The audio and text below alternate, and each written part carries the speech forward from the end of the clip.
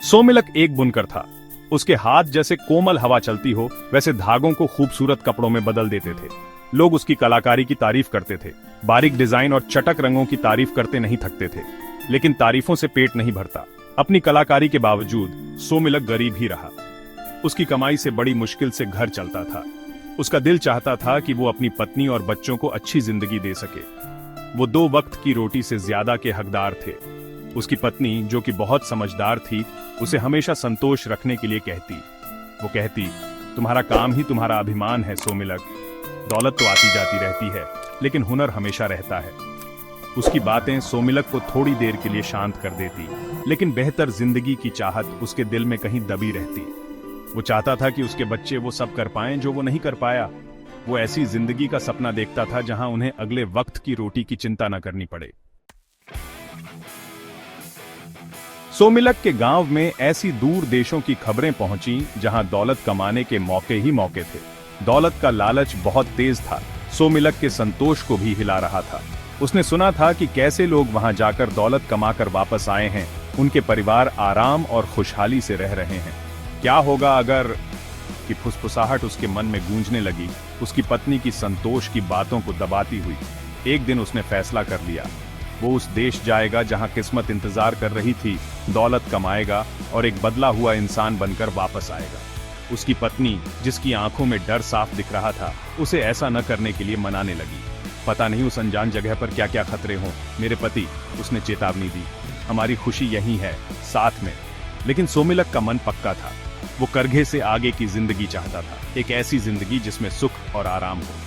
उसने अपनी पत्नी को विश्वास दिलाया कि उनका प्यार उसे सही सलामत वापस ले आएगा। उसका दिल उस उम्मीद से भरा था जो क्षितिज पर चमक रही थी। भारी मन लेकिन दृढ़ निश्चय के साथ सोमिलक अपनी यात्रा पर निकल पड़ा। उसने विशाल महासागरों को पार किया। उसका दिल घबराहट और उत्साह से भरा हुआ था। यात्रा लंबी और कठिन थी, तूफान और समुद्री बीमारी से भरी हुई। फिर भी एक बेहतर भविष्य की उम्मीद ने उसे आगे बढ़ाए रखा। उसने अथक परिश्रम किया। उसके हाथ, जो बुनाई के नाजुक काम के आदी थे, अब कठोर श्रम से कठोर हो गए थे। वह हलचल भरे शहरों और अपरिचित भाषाओं की भूमि पर पहुंचा। गलियां भीड़ भाड़ वाली थीं, हवा में मसालों की गंध और व्यापार का शोर था। उसने एक मजदूर के रूप में काम ढूंढ लिया। भारी बोझ ढोता था और चिलचिलाती धूप में खाई खोदता था। उसके शरीर की हर मांसपेशी में दर्द था, हर हड्डी थकी हुई थी। लेकिन हर गुजरते दिन के साथ उसने सोने की उस छोटी सी थैली में और जोड़ा जो उसने छिपाकर रखी थी, उसके बलिदान का एक ठोस प्रतीक।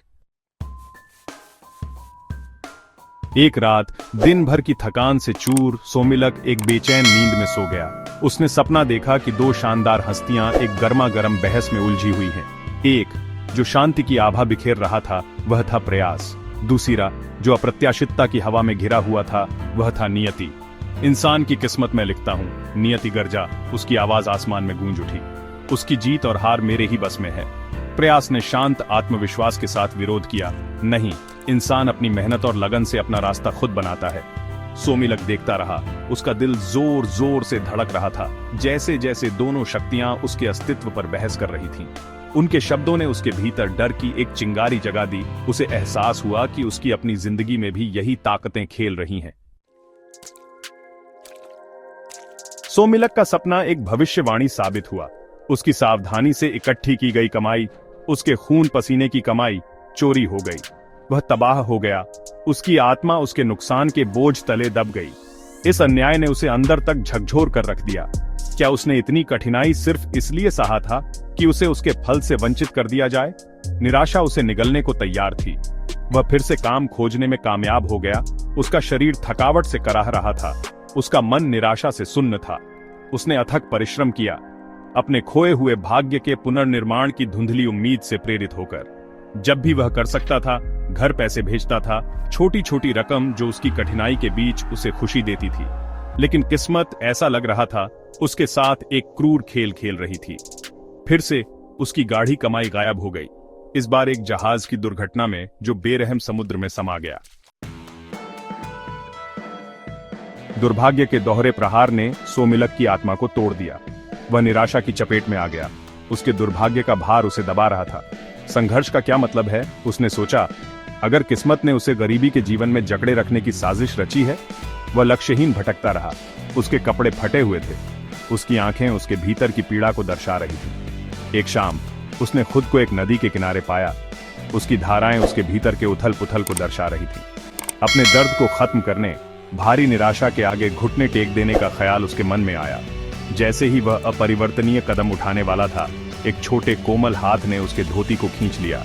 उसने नीचे देखा तो एक जवान लड़की थी। उसकी आंखें चिंता से भरी हुई थीं। सर, उसने मासूमियत से कहा, क्या आप नदी को अपनी खूबसूरत पगड़ी भी ले जाने देंगे? उसके सीधे सवाल ने उसकी निराशा के कोहरे को चीर डाला। इसने उसे उस जीवन की याद दिला दी जो उसकी वापसी का इंतजार कर रहा था, उन प्रियजनों की जो उस पर निर्भर थे।